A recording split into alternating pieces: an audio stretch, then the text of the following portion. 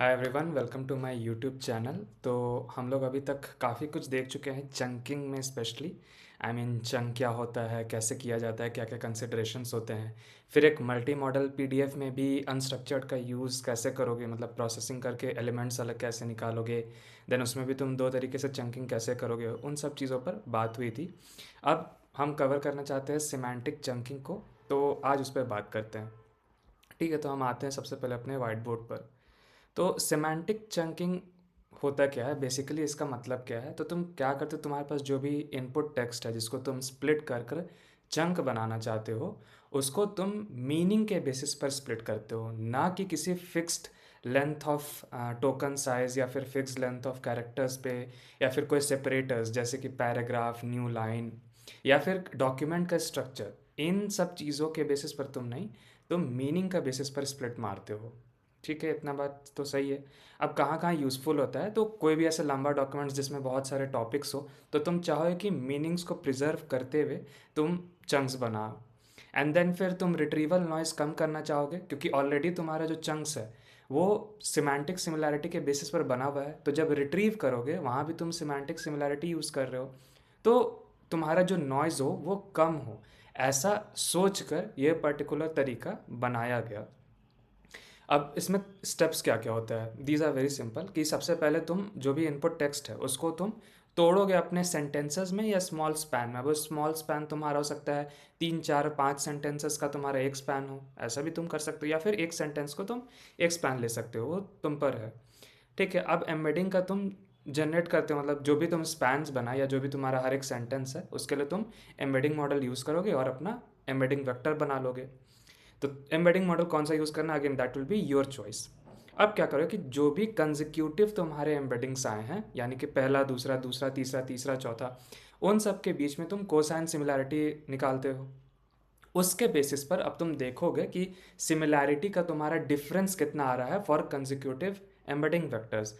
अगर किसी particular threshold से वो नीचे जाता है सिमिलैरिटी, तब तुम बोलोगे नहीं, अब अगला चंक स्टार्ट हो जाएगा। विच इज़ बेसिकली तुम मीनिंग को देख रहे हो कि मीनिंग कहाँ कहाँ पर एक पर्टिकुलर थ्रेशोल्ड के हिसाब से सही है, मतलब लगभग सेम है या एक पर्टिकुलर रेंज में है। तो तुम बोलोगे ठीक है, ये सारे सेंटेंसेस या स्पैन्स एक साथ एक चंक में रह सकते हैं, क्योंकि ये किसी एक पर्टिकुलर टॉपिक को या इनका एक जो कॉन्टेक्चुअल मीनिंग है वो कहीं ना कहीं सिमिलर है, एक हद तक, अच्छे हद तक, which is gonna favour for our retrieval and then answer generation. लेकिन अगर एक पर्टिकुलर थ्रेशोल्ड से नीचे गिरता है किसी कॉन्जिक्यूटिव सेंटेंस में, तो तुम बोलेंगे नहीं, अब यहाँ से नया कुछ स्टार्ट हो रहा है जिसका सिमेंटिक मीनिंग एकदम कम्प्लीटली डिफरेंट होने वाला है, तो यहाँ से नया चंक स्टार्ट करेंगे। अब हाँ, यहाँ पे एक चीज़ पर्सनली मेरे को लगता है, जैसे मान लो कि सेंटेंस वन है, सेंटेंस टू है, सेंटेंस थ्री है। सेंटेंस वन और सेंटेंस टू अगर मीनिंग में सिमिलर नहीं है, तो सेंटेंस वन एक अलग चंक बनेगा, सेंटेंस टू एक अलग चंक बनेगा। अब जब सेंटेंस टू और सेंटेंस थ्री में भी मान लो सिमेंटिक सिमिलैरिटी नहीं है, लेकिन सेंटेंस वन और सेंटेंस थ्री में होता, तो भी तुम सेंटेंस वन और सेंटेंस थ्री को यहाँ साथ नहीं रख पाओगे। क्यों?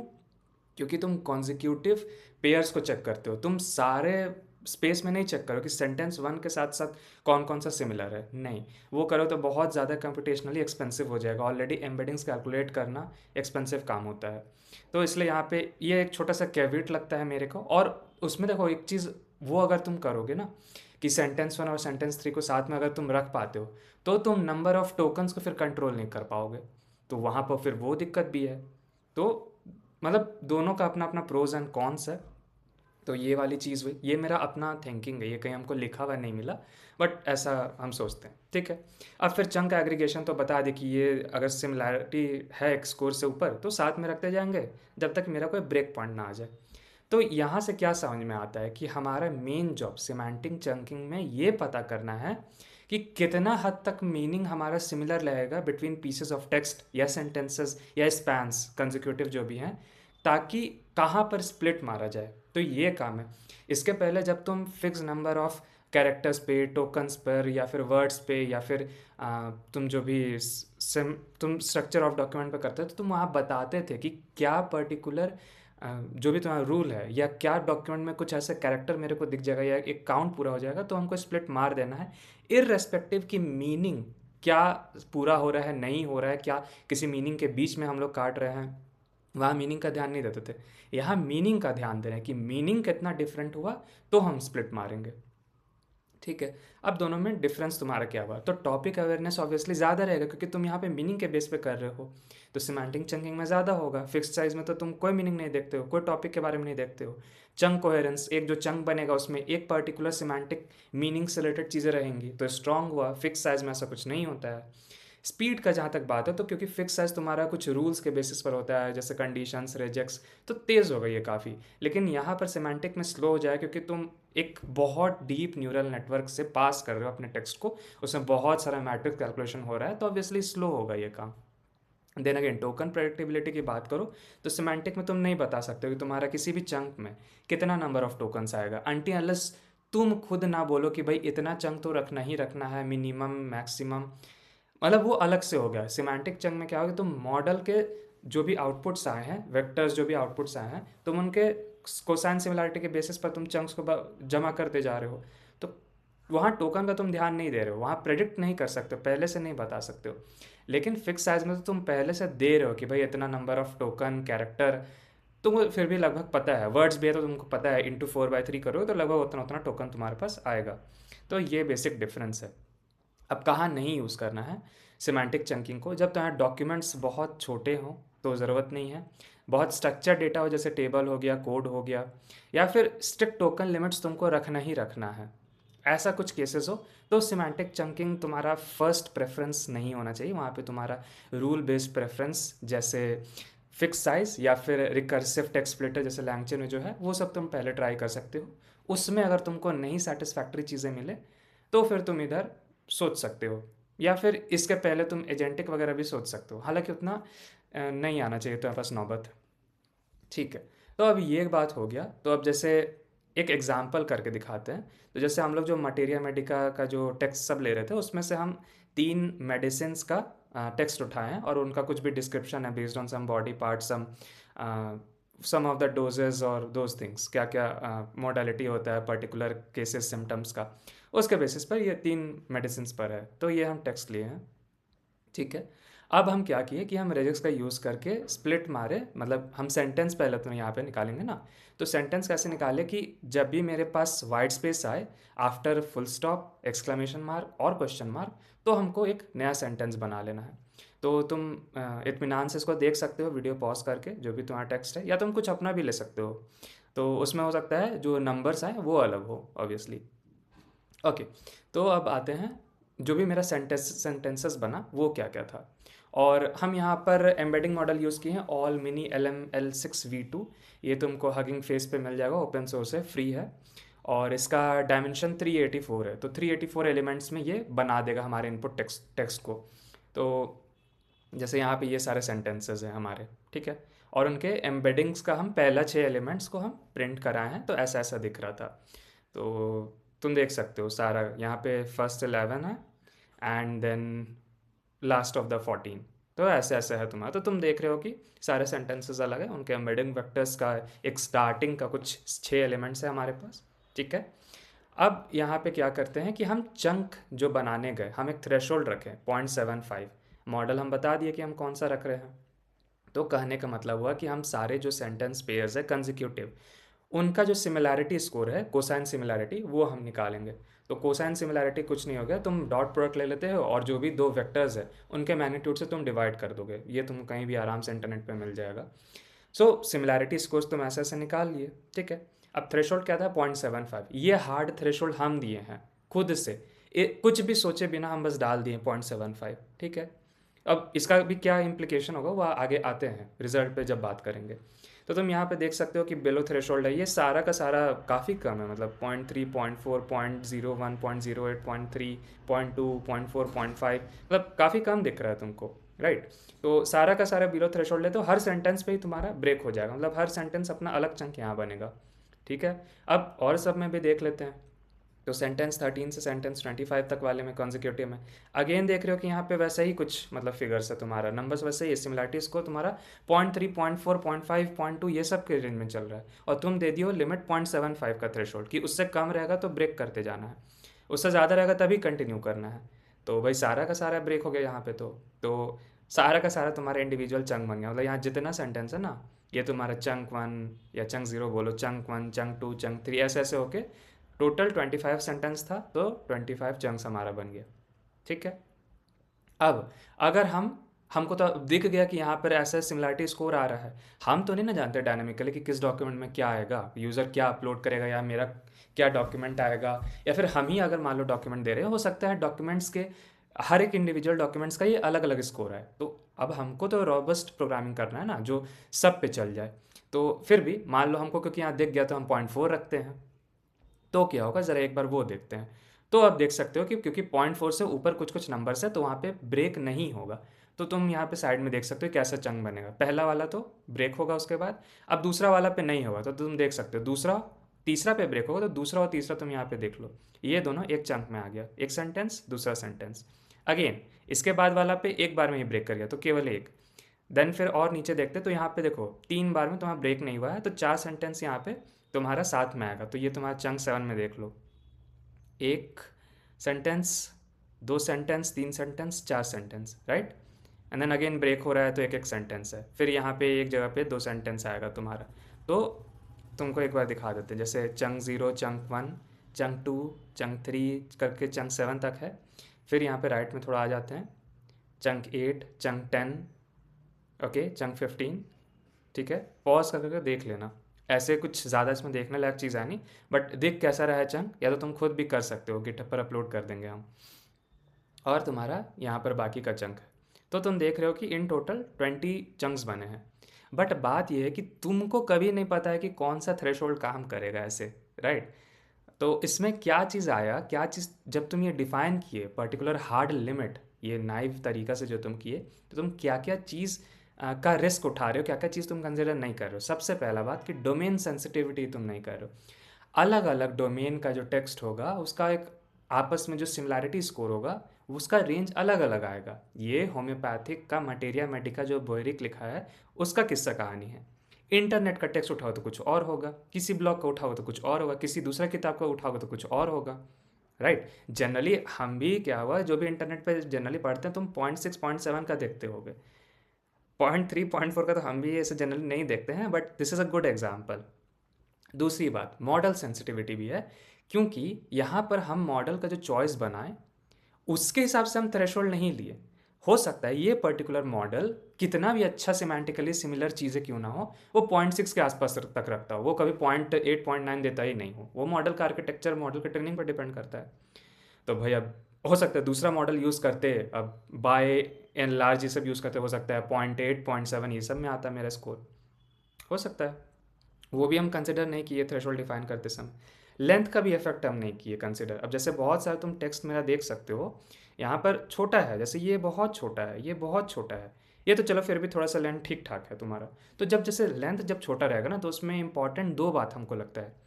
अब जैसे ये सेंटेंस है मान लो और ये सेंटेंस है, अगर इसमें कोई भी वर्ड थोड़ा भी सिमिलर नहीं है ना मीनिंग में, तो मतलब उसका सिमेंटिक सिमिलैरिटी स्कोर निकालोगे ना तो बहुत कम आएगा तुम्हारा।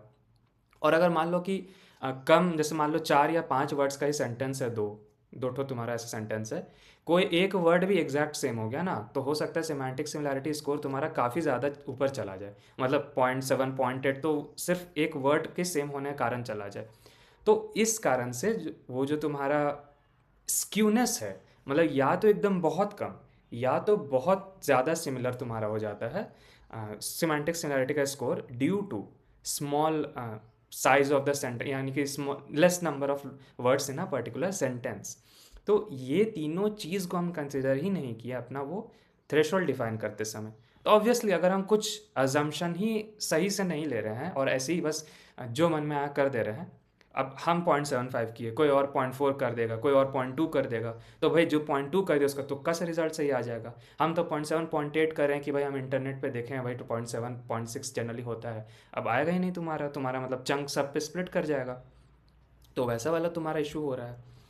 तो अब ये बात करते हैं कि कहाँ पर यूज़फुल है, कहाँ नहीं यूज़फुल है। वहीं से ये रीज़न आता है कि जहाँ पे कंट्रोल डोमेन हो, तुमको पता है कि जो भी तुम्हारा डॉक्यूमेंट है उसका टाइप तुम्हारा सेम होने वाला है, तो तुम डॉक्यूमेंट में जाकर देख सकते हो, एक ऐसा एक्सपेरिमेंट चलाओगे तो तुमको पता चल जाए कि हाँ what should be my threshold on A rough side, 0.3 0.35 यहाँ पे इस केस में है। अगर ऐसा ही रहेगा, अगर इसी डॉक्यूमेंट पे सिर्फ करना है, तो हम 0.35 या 0.3 पे हम चले जाएंगे। हम नहीं देखेंगे कि हम क्यों ज़बरदस्ती को और कुछ 0.7 रखे, 0.8 रखे, या कोई और मैकेनिज्म डायनेमिकली खोजने जाए, अगर सिर्फ इसी डॉक्यूमेंट का बात है। अगर हमको सिर्फ सिर्फ यही एम्बेडिंग मॉडल यूज़ करना है तो भी ठीक है। हमको अगर दूसरा एम्बेडिंग मॉडल नहीं यूज़ करना है, मान लो एक डॉक्यूमेंट पे कोई एक एम्बेडिंग मॉडल यूज़ हो रहा है, दूसरा डॉक्यूमेंट पे दूसरा एम्बेडिंग मॉडल यूज़ हो रहा है, तो हम नहीं ये अजम्पशन ले सकते हैं। लेकिन सेम ही एम्बेडिंग मॉडल यूज़ हो रहा है, अगर मान लो ये मेरा बोएरिक का जो पूरा डॉक्यूमेंट है, उसी को हम दो डॉक्यूमेंट में बांट दिए, एक ही डॉक्यूमेंट को है, तो दोनों का डोमेन सेम, मॉडल भी अगर सेम यूज़ कर रहे हो, तो फिर एब्सोल्यूट थ्रेशोल्ड रख सकते हो 0.35 आराम से। लेकिन उस पर बाय एंड लार्ज यूज़ कर रहे हो, इस पर ऑल मिनी LM यूज़ कर रहे हो, तो नहीं, उसका रिजल्ट अलग, उस एम्बेडिंग मॉडल का रिजल्ट अलग आने लगेगा, इसका अलग आने लगेगा, तो तुम फिर सेम एब्सोल्यूट थ्रेशोल्ड नहीं रख पाओगे। और क्या है कि तुम्हारा जब प्रेडिक्टेबल चंक काउंट अगर है, जैसे मान लो तुम एक पर्टिकुलर थ्रेशोल्ड पे रख रहे हो, ठीक है, और तुमको रफली इतना नंबर ऑफ चंक्स आता है कि ठीक है, इस केस में हमको 20 से 25 या 20 से 30 के बीच में रखना है, तो तुम कुछ ऐसा एब्सोल्यूट थ्रेशोल्ड रख सकते हो। अगर एब्सोल्यूट नहीं रखोगे, तुमको और साइंटिफिक तरीका अपनाओगे, तो हो सकता है तुम्हारा नंबर ऑफ जो चंक्स आएगा, हो सकता है तुम्हारा 5 आ जाए, हो सकता है 10 आ जाए, ठीक है। तो अगर तुमको ऐसे रखना है, नहीं हमको 20 से 30 के बीच में रखना है, उसके लिए यही सूट करता है, ये पर्टिकुलर थ्रेशोल्ड सूट करता है, तो हम ये एब्सोल्यूट थ्रेशोल्ड रख लेंगे, ठीक है। तो कहाँ पर अगर तुमको ज़रूरत है तो तुम ये डिसीजन बनाओगे, और अगर नहीं है, मतलब इसका क्या क्या कैविट्स है वो भी हम बता दें, लेकिन कुछ केसेस में हो सकता है तुमको सिंपलेस्ट तरीका से ही काम बन जाए, वहाँ पे बहुत ज़्यादा कॉम्प्लिकेट करने की ज़रूरत नहीं है। जहाँ पे कॉम्प्लिकेशन चाहिए वहाँ पर सोचो, जहाँ नहीं चाहिए वहाँ ज़बरदस्ती का फालतू का दिमाग लगाने की ज़रूरत नहीं है। तो ये था पूरा किस्सा। अब थोड़ा सा अगर तुम मैथमेटिकल तरीका से सोचते हो, तो तुमको ये बात समझ में आ रहा हो कि एब्सोल्यूट ना यूज़ करके हम लोग क्या यूज़ करेंगे कि ये जो चंक का स्प्लिट है उसको डिसाइड करने के लिए। तो जनरली तुमको एक हम हिंट दे देते हैं, इसके बारे में अगले वीडियो में बात करेंगे। स्टैटिस्टिक्स में तुमको ये काफ़ी आराम से पता चल सकता है। यहाँ पर तुम अज्यूम किए थे, लेकिन स्टैटिस्टिक्स तुमको डेटा के बारे में बताता है। तो सोच के रखना, स्टैटिस्टिक्स के थ्रू तुम क्या तरीका या क्या मेथड अपना सकते हो कि तुम कैसे डिसाइड करोगे स्प्लिट कहाँ पे मारना है। तो आज के लिए अभी इसमें इतना ही था। अब ओके, सो एक बार रिवाइज करवा देते हैं। सिमेंटिक चंकिंग क्या होता है, कहाँ यूज़ करना चाहिए, क्या क्या स्टेप्स होता है, देन मेन जॉब क्या है, how is it different from fix size thing, okay, कहाँ नहीं यूज़ करना है वो उस पर भी बात की, एक एग्जांपल लेके देखें उस पर कैसे कैसे स्प्लिट्स आएगा, मतलब पहले तो सारा सेंटेंस, उसका एम्बेडिंग्स कैसा दिखेगा, दो थ्रेशोल्ड वैल्यूज़ लेके देखें कि हमारा चंक्स कौन कौन कैसा कैसा बनेगा, ओके। देन फिर क्यों ये पर्टिकुलर मेथड रिस्की है और कहाँ पर यूज़ करना, अगर सिंपल वे में जाना है जहाँ पे सिंपल तरीका ही का ज़रूरत है, तो क्यों ये सिंपल तरीका से ही काम बन जाएगा। तो आज के लिए इतना ही था। इसके बाद वाले में बात करेंगे दूसरे मेथड पर, स्टैटिस्टिक्स का यूज़ कैसे करेंगे। तो अगर इसमें पर्टिकुलर चीज़ में तुम्हारा कुछ ऐसा डाउट हो तो ज़रूर बताना, कमेंट करना, I will try to solve that और make a video if it's necessary. और हाँ, जो मेथड हम बोल रहे हैं स्टैटिस्टिक्स का यूज़ करके कैसे करोगे, तो वो एक बार सोचना, चाहो तो कमेंट कर सकते हो। अगर अगले वीडियो के आने से पहले तुमको ये जानना है कि हाँ तुम सही दिशा में सोच रहे हो या नहीं, एक काम करते हैं, तुम लोग को कोड भी दिखा देते हैं, हालांकि ज़्यादा कुछ डिफरेंस नहीं है। तो देखो, सेंटेंस ट्रांसफॉर्मर का तुमको यूज़ पड़ेगा, rich just for pretty printing के लिए हम यूज़ किए हैं। रिजेक्स का यूज़ पड़ेगा तुमको, नमपाई का यूज़ पड़ेगा। तो एक कोसाइन सिमिलैरिटी का फंक्शन हम डिफाइन किए, again dot product divided by the magnitudes of both the vectors, that's it. अब ये जो हम मेथड डिफाइन किए, टेक्स्ट इनपुट ले रहा है, थ्रेशोल्ड हम कुछ एक डिफ़ॉल्ट डिफाइन कर दिया, मॉडल नेम भी डिफ़ॉल्ट में रख दिए, ठीक है। सेंटेंस को हम ये रिजेक्स का यूज़ करके हम बना लिए, सारा सेंटेंस निकाल लिया अपने इनपुट टेक्स्ट से, मॉडल डिफाइन किए, एम्बेडिंग्स बनाए, ठीक है। अब ये हम थोड़ा सा रिच का यूज़ करके अच्छा तरीके से हम सारा सेंटेंस और उनका एम्बेडिंग्स को प्रिंट कराने के लिए ये कोड लिखे हैं। तो हम देख सकते हो, ये सब तुमको आराम से चैट जीपीटी ये सब से मिल जाएगा, इस पर ज़्यादा सोचने की ज़रूरत नहीं है, ज़्यादा बहुत इतना दिमाग लगाने का इस पर ज़रूरत नहीं है, ठीक है। अब सिमिलैरिटीज़ जो है उसका कैलकुलेशन होगा, और सिमिलर है कि नहीं वो भी उस टेबल में प्रिंट होगा। तो ये यहाँ पे है कि सिमिलैरिटी कर रहे हैं, आई और आई प्लस 1th चंक के बीच में बिलो है कि नहीं है, उसके बेसिस पर वो टेबल में फिल हो रहा था हमारा, जैसे यहाँ पे है कि नहीं है, ब्रेक करना है कि नहीं करना है, वो कंडीशन यहीं पे देख सकते हो, ठीक है। अब फाइनल तुम्हारा जो चंक्स होगा उसके लिए क्या करना है कि ब्रेक हो रहा है कि नहीं हो रहा है, उसके बेसिस पर तुमको चंक्स जो बनेगा, हर बार नया चंक लेना है, उसमें ज्वाइन करते जाना है। जैसे अब इसके बाद है कि चंक तुमको रखना है। तो जो भी तुम करंट चंक डिफाइन करोगे, स्टार्ट करोगे पहला वाला सेंटेंस से, और जैसे जैसे तुम्हारा अगर ब्रेक नहीं हो रहा है तो उसमें अपेंड करते जाओगे। ब्रेक हो गया तो फिर करंट चंक को फिर तुम उस पर्टिकुलर सेंटेंस पे तुम असाइन कर दोगे, मतलब नया चंक स्टार्ट कर दोगे वहाँ पर। That's it. और इसके बाद सारा चंक्स को डिस्प्ले किए, तो यही तुम्हारा टेक्स्ट था। और इसको जब प्रिंट किए तो एग्जैक्टली सेम है, यहीं से हम स्क्रीनशॉट लेके तुम लोग को दिखाए हैं। तो दैट इज़ सेम थिंग, कुछ ज़्यादा कुछ मतलब कोई डिफरेंस ही नहीं है। ये तुम्हारा सारा चंक्स हम प्रिंट करें तो ऑल 25 चंक्स तुम्हारे इसमें निकला। एंड देन फिर 0.4 लिए तो फिर उसके हिसाब से निकला जो 20 चंक था। तो वो आउटपुट ही हम उधर नोटबुक में ही दिखा दिए। तो या दैट्स इट। अब इसके बाद स्टैटिस्टिकल वाले पे बात करेंगे। ओके, सो या बाय बाय।